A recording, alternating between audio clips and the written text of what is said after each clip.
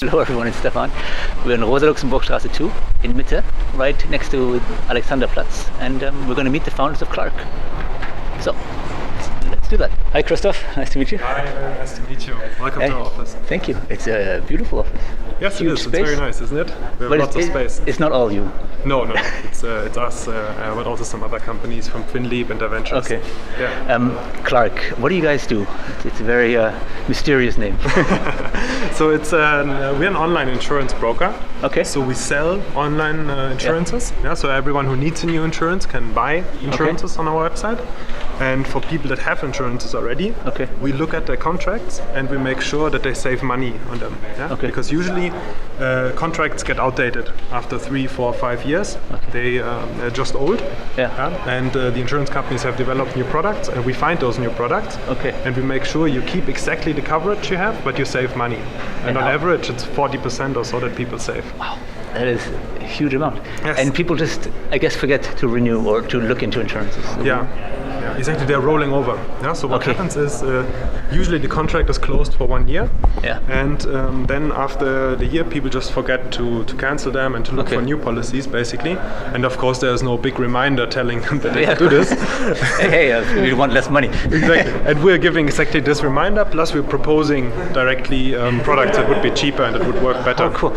And is that how you got into this space, into the insurance space? Because you saw people getting not ripped off, but there's a lot of potential for saving, or what gave you the idea to kind of? Yeah, I think it's two things. It's basically from my own experience. Okay. Yeah, I had the impression that I didn't really take good care of my insurance situation myself, and it's very difficult to do that because there's... I mean, who does, right? Yeah, exactly. There's 500 insurance companies and they all have tons of products out there, so you have thousands and thousands of insurance products. Yes. It's very difficult to find the right one. So I was myself thinking, okay, I actually need someone who's very smart and who's my friend and who takes care of that.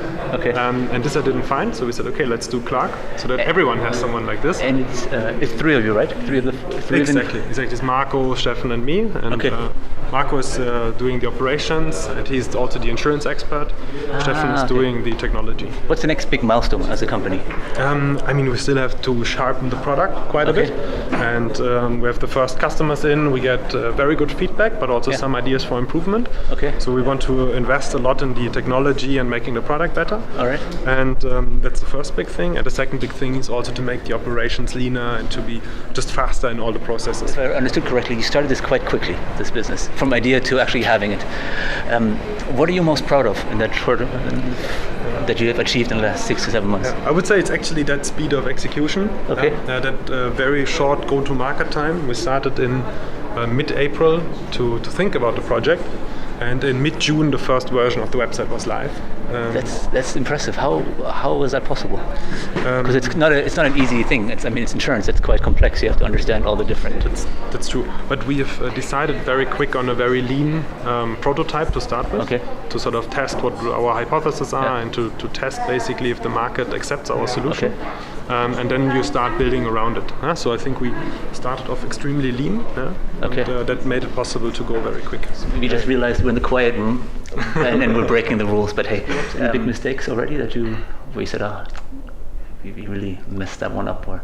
In the course of our company, not. Okay. But in previous companies, I think what we messed up once is we too late started building a culture in the company. Okay.